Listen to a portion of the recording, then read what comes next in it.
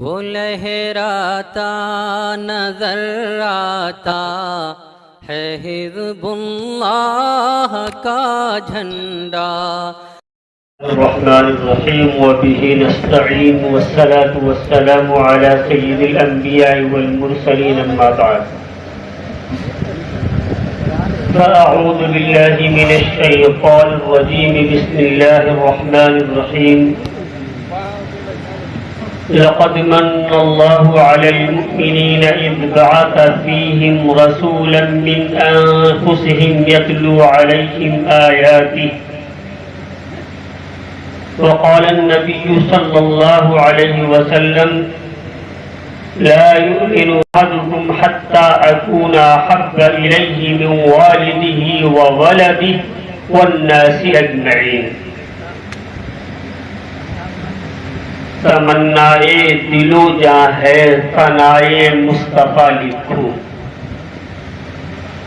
تمنائے دل و جاں ہے ثنائے مصطفیٰ لکھوں، مگر پھر سوچتا ہوں آپ کی کیا کیا ادا لکھوں۔ بہت ماشاءاللہ۔ انہیں شمس الضحیٰ لکھوں یا پھر بدر الدجیٰ لکھوں، انہیں شمس الضحیٰ لکھوں یا پھر بدر الدجیٰ لکھوں، کہا دل نے کہ ان کو محترم بادس خدا لکھوں۔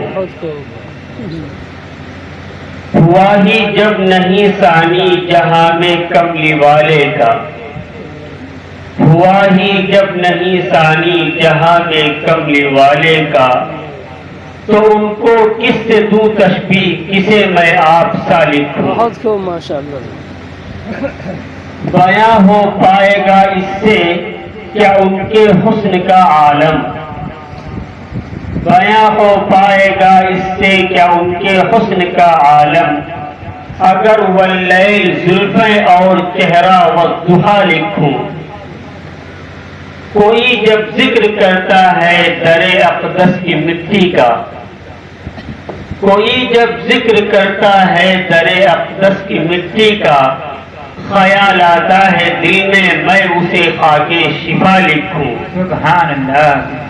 جنہوں نے پائی ہے صحبت شہ کونین کی آصف، جنہوں نے پائی ہے صحبت شہ کونین کی آصف، انہیں معیار دین حق نہ لکھوں اور کیا لکھوں۔ بہت خوب ماشاءاللہ۔ سبحان اللہ۔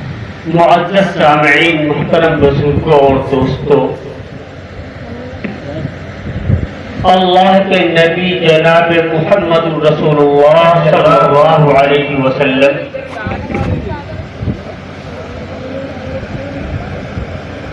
کی جو زندگی گزری ہے اس سے ہم اور آپ میں سے اکثر لوگ واقف ہیں۔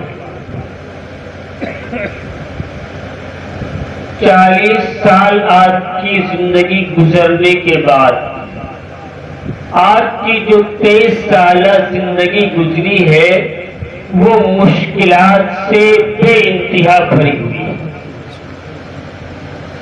قدم قدم پہ پریشانیاں، قلبی کڑھن، جسمانی طور پہ دشمنوں کا اذیت پہنچانا،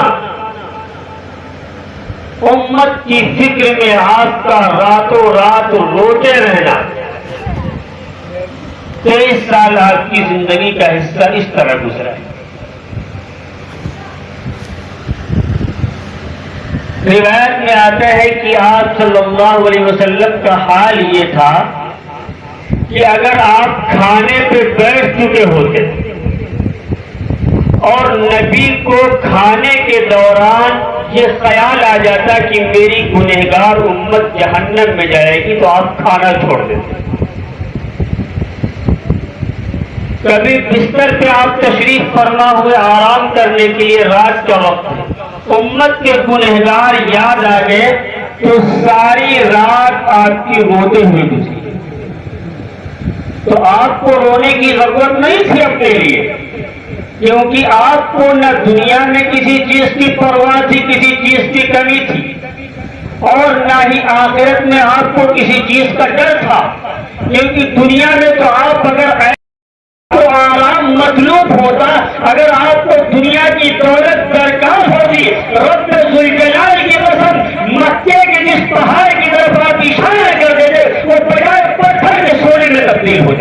بے شک نہیں بن جاتا نبی کے لیے؟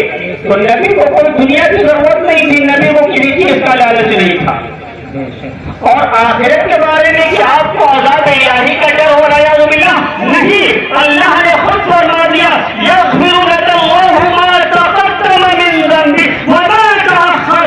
اے نبی منصب نبوت کے لحاظ سے اگر کبھی کوئی لغزش بھی ہو گئی تو اللہ نے اسے پہلے ہی سے معاف کر رکھا۔ تو نہ آپ کو دنیا کی دولت کا حص، نہ آخرت میں اللہ کی طرف سے گرفت آنے کا خوف، پھر آپ کو رونے کی وجہ آپ کے سامنے کیا تھی؟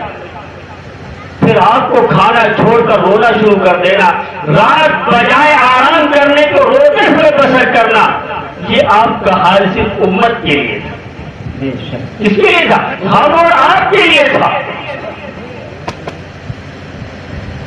حتیٰ کہ اتنا روئے ہیں امت کے لیے، اللہ کو خود آپ کو تسلی دینی پڑی یا اللہ کا باخر نفسک، کہیں ایسا نہ ہو کہ اپنی امت کے لیے آپ خود کو ہلاک کر لیں۔ بے شک بے شک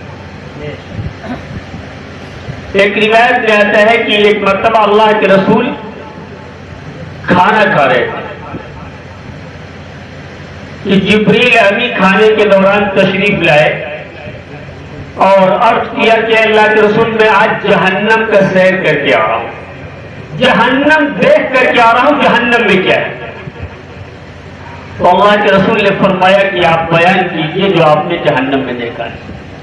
جبریل نے بیان کرنا شروع کیا کہ اللہ کے رسول جہنم کے 7 درجے،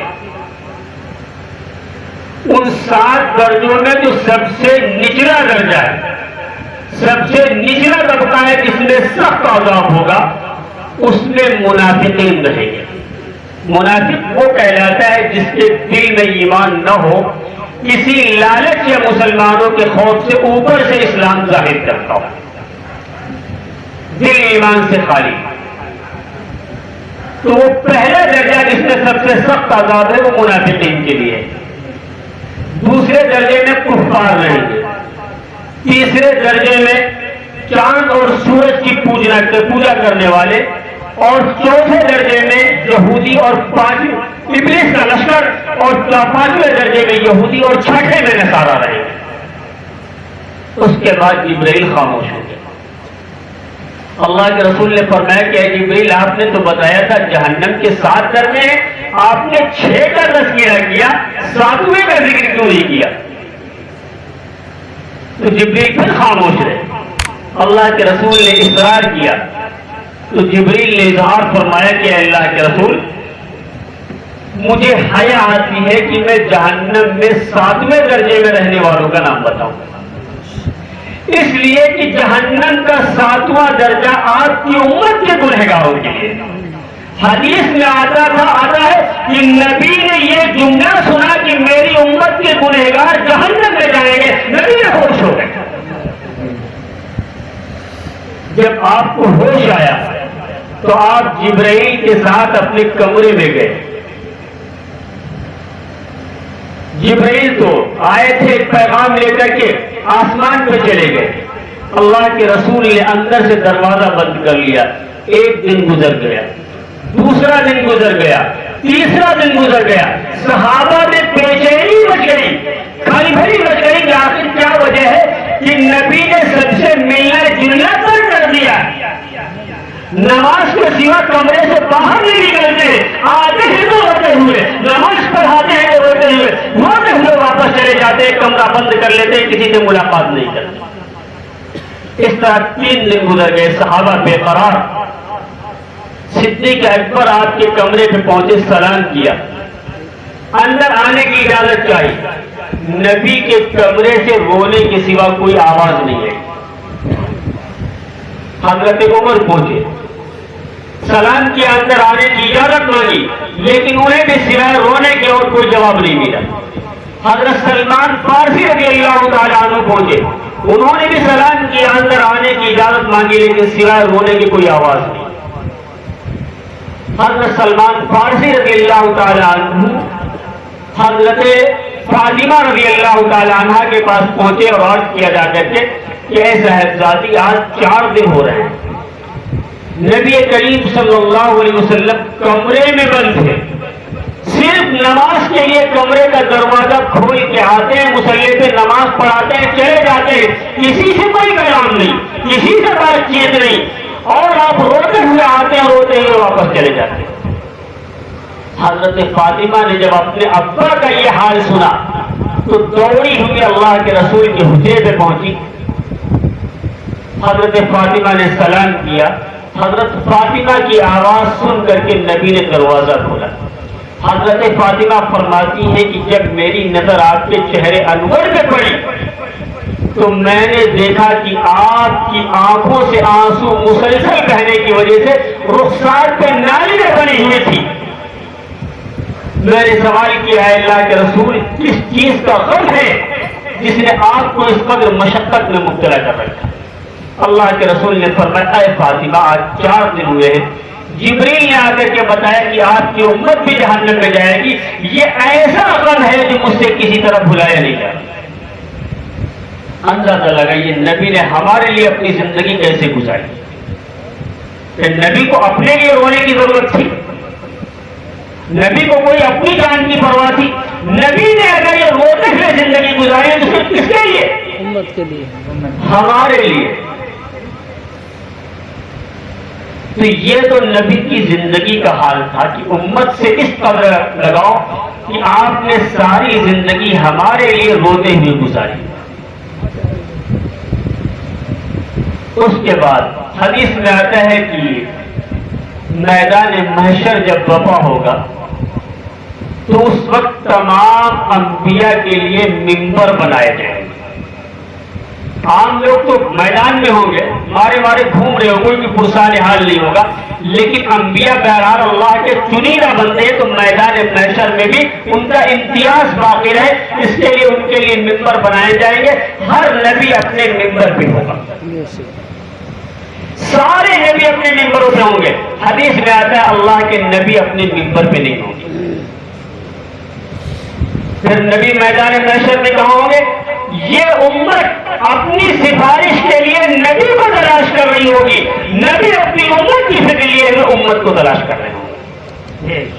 ذرا اندازہ لگائیے، آدم سے لے کر کے عیسیٰ تک سارے نبی میدان محشر میں اپنے ممبروں پہ ہیں۔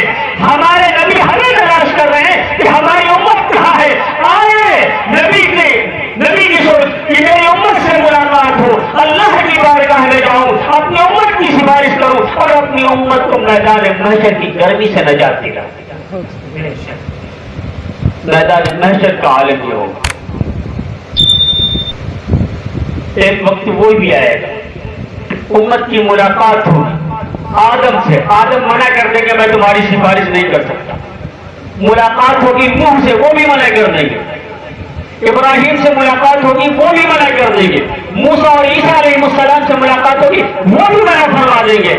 آخر میں اللہ کے رسول صلی اللہ علیہ وسلم سے ملاقات ہوگی تو نبی امت کو دیکھ کر کے خوش ہو جائیں گے، امت نبی کو دیکھ کے خوش ہوگی، اور اللہ کے رسول صلی اللہ علیہ وسلم امت کے لیے اللہ کی بارگاہ میں جائیں گے اور سجدے میں گر جائیں گے۔ اللہ کو اس دن بڑا سخت غصہ ہوگا جو کبھی آیا بھی نہیں اور اس کے بعد بھی کبھی نہیں آئے گا۔ 500 سال کا تقریباً زمانہ گزر جائے گا اور نبی سجدے میں پڑے رہیں گے۔ اللہ اکبر، ذرا اندازہ لگائیے، 1 گھنٹے کا سجدہ نہیں ہوگا، 5 منٹ کا سجدہ نہیں ہوگا، تقریباً نبی کی جو سجدے کی حالت ہوگی اسی حالت میں نبی تقریباً 500 برس تک پڑے رہیں گے۔ اس کے بعد اللہ رب العزت فرمائے گا ارفع راسک سل تعطا اشفع تشفع، اے میرے محبوب پر سجدے سے اٹھا، جو مانگنا ہو مانگنا تجھے دیا جائے گا، جس کی تو سفارش کرے گا تیری سفارش اس کے حق میں قبول کی جائے گی۔ تب اللہ کے نبی فرمائیں گے کہ اللہ تیری مخلوق میدان محشر میں تڑپ رہی ہے، تو اس کا جلد حساب لے لے اور نجات دے۔ چنانچہ ساری کائنات کے لوگ، انسان و جنات، تمام جانور، فرشتے سب جمع ہو جائیں گے، حساب و کتاب ہو جائے گا۔ بڑی تفصیلی روایت ہے، وہ مجھے نہیں بیان کرنا۔ آخر کوئی صراط پہ چلنے کا حکم ہوگا، لاکھوں کروڑ بچے جہنم میں گر جائیں گے، جب جو ہمیں کل صراط سے گزرنے والے ہوں گے، جنتی جنت میں پہنچ جائیں گے، جہنمی جہنم میں پہنچ جائیں گے۔ جنت میں نبی کا مقام تو بہرحال دنیا میں سب سے بلند ہے، جنت میں بھی سب سے بلند ہوگا. نبی تخت پہ ہوں گے، سارے جنتی آپ کے سامنے ہوں گے، ایسا محسوس ہوگا نبی سردار جنت ہے، تمام کائنات نبی کی رعایا ہے، نبی کے سامنے ساری کائنات سارے جنتی ہوں گے، نبی تخت پر ہوں گے، سر پہ تاج بھی ہوگا. اتنے میں اللہ جہنمیوں میں جو پردے ہوں گے معذبین کے درمیان، جو لوگ جہنم میں عذاب میں مبتلا ہوں گے ان کے درمیان پردے ہوں گے، اللہ ان پردوں کو ہٹا دیں گے. جب پردوں کو ہٹائیں گے تو مسلمان کافروں کا عذاب دیکھیں گے اور کافر مسلمانوں کا عذاب دیکھیں گے. جب ایک دوسرے کا عذاب دیکھیں گے تو کافر تو اللہ مسلمانوں سے کہیں گے ٹھیک ہمارا عقیدہ اللہ پر نہیں تھا، ہم اللہ کو نہیں مانتے تھے، ہم بتوں کو پوجتے تھے، پتھر کی پوجا کرتے تھے، لیکن جن کو ہم پوجتے تھے وہ تو ہمارے خدا آج ہمارے بچانے سے عاجز رہے اور خود ہمارے ساتھ جہنم میں ہے. تو اگر ہمارے معبود ہمارے بت ہمارے بات خدا اگر آج ہم کو بچا نہیں سکے تو کیا جس خدا کو تم مانتے تھے وہ خدا بھی تمہارے بچانے سے عاجز آ گیا؟ اللہ کی رحمت جوش میں آئے گی اور جبریل کو حکم ہوگا کہ جاؤ ان کے نبی کو خبر کر دو کہ ابھی آپ کی امت ساری جنت میں نہیں آئی ہے بلکہ آپ کی امت ابھی جہنم میں تڑپ رہی ہے. نبی تخت پہ ہوں گے، جنت میں ہوں گے، جنتی آپ کے سامنے ہوں گے، جبرائیل جائیں گے اور غمزدہ ہو کے نبی کے سامنے کھڑے ہو جائیں گے. نبی جبرائیل کو مغموم دیکھ کر کے، غم میں مبتلا دیکھ کر کے پوچھیں گے جبرائیل اب کیا ہوا؟ یہ جنت خوشی کی چیز ہے، یہاں غم کیسا، چہرے پہ اداسی کیسی؟ جبرائیل عرض کریں گے اللہ کے نبی ابھی آپ کی امت مکمل جنت میں نہیں آئی ہے بلکہ ابھی آپ کی امت کا بیشتر حصہ جہنم میں.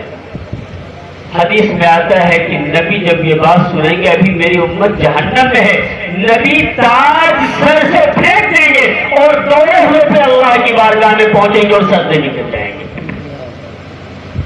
اور پھر تقریباً 500 برس تک سجدے میں پڑے رہیں گے. پھر اللہ وہی الفاظ فرمائے گا سر اٹھائیے اور جو مانگیے آپ کو دیا جائے گا. پھر اللہ تبارک و تعالیٰ کہے گا جاؤ جن کے دل میں ایک درہم کے برابر ایمان ہے انہیں نکال لو. اللہ کے نبی جہنم کے دروازے پہ پہنچیں گے، جہنم کا جو دروغہ جہنم کے دروازے پہ ہوگا ملک وہ نبی کو دیکھے گا، آنے کی وجہ پوچھے گا، بغیر کچھ بتائے ہوئے دروازہ کھولتے ہی یہ آئے کہ نبی اس کے سوال کا کوئی جواب دے. حدیث میں آتا ہے کہ نبی جہنم میں دہکتی ہوئی آگ میں ہمارے لیے بغیر دہکتی ہوئی آگ کی پرواہ کیے ہوئے جہنم میں گھس پڑیں گے. اس کے لیے آگ چل رہی ہے، جہنم ہے، آگ یہاں بھی نہیں ہے، نبی بغیر کسی چیز کی پرواہ ہوئے کیے ہوئے جہنم میں داخل ہو جائیں گے.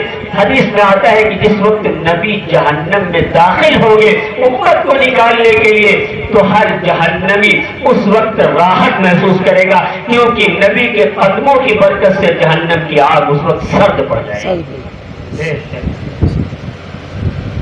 بہرحال تو جہنم سے ایک ایک یہ کے بعد نکلے اللہ کے نبی ہمیں نکالیں گے. تو اگر نبی نے زندگی اپنی 23 سالہ ہمارے لیے روتے ہوئے گزاری ہے، میدان محشر میں اپنا ممبر چھوڑیں گے تو ہمارے لیے، جنت میں تاج پھینکا جائے گا نبی کے سر سے تو ہمارے لیے، اگر ہمارے جہنم میں نبی جائیں گے کسی کی سفارش کے لیے تو ہمارے لیے جائیں گے. ذرا اندازہ لگائیے نبی کو امت سے کس قدر الفت تھی، کتنی محبت تھی اور کیسا لگاؤ. کہ نبی جتنا ہمارے لیے کرتے ہیں اور جتنی محبت نبی کو ہم سے تھی کیا اس کا سینکڑواں حصہ بھی ہم نبی کے لیے کر رہے ہیں؟ کر رہے ہیں؟ ذرا آپ اپنے گریبان میں منہ ڈالیے اور سوچئے کہ ہم کچھ کر پا رہے ہیں اس نبی کی محبت اور لگاؤ کے آگے ہماری محبت کسی درجے میں بھی رکھنے کے قابل ہے؟ یہ کہا جا سکے کہ ہم نبی سے محبت کرنے والے، کہ نبی کی محبت کا تقاضا صرف اتنا ہی ہے کہ ربیع الاول کا مہینہ آئے تو ہم جھنڈا اٹھا کے اور لہرا لیں اور نبی کا عاشق بن جائیں. نبی ہمارے لیے ساری عمر آئے ہیں، میدان محشر میں ممبر ہمارے لیے چھوڑا جائے گا، جنت میں تاج ہمارے لیے پھینکا جائے گا، فرمایا کہ یہ نبی جائیں گے، ذرا اندازہ لگائیے تو اس کا حق کیا بنتا ہے؟ جی حق یہ بنتا ہے جب نبی نے اس طرح امت سے محبت کی ہے تو امت کو بھی نبی سے کتنی محبت ہونی چاہیے، اور کتنی ہونی چاہیے کہ ساری کائنات کی محبت ایک طرف اور نبی کی محبت ایک طرف رکھی جائے تو کائنات کی محبت مند پڑ جائے، پھیکی پڑ جائے اور نبی کی محبت غالب ہو جائے، یہ نبی سے محبت کرنے والا کہا جائے گا، ورنہ نبی سے محبت کرنے والا نہیں کہا جا سکتا۔ بے شک میں نے جو روایت شروع میں پڑھی تھی اس روایت کا یہی مفہوم ہے۔ اللہ کے رسول نے فرمایا تم میں سے کوئی شخص اس وقت تک مومن نہیں ہو سکتا جب تک کہ مجھے تمام لوگوں سے زیادہ محبوب نہ بنا لے، اپنے ماں باپ سے زیادہ محبت نہ کرنے لگے، ہر ایک رشتہ دار سے زیادہ اگر مجھ سے محبت نہیں ہے تو وہ شخص مومن نہیں۔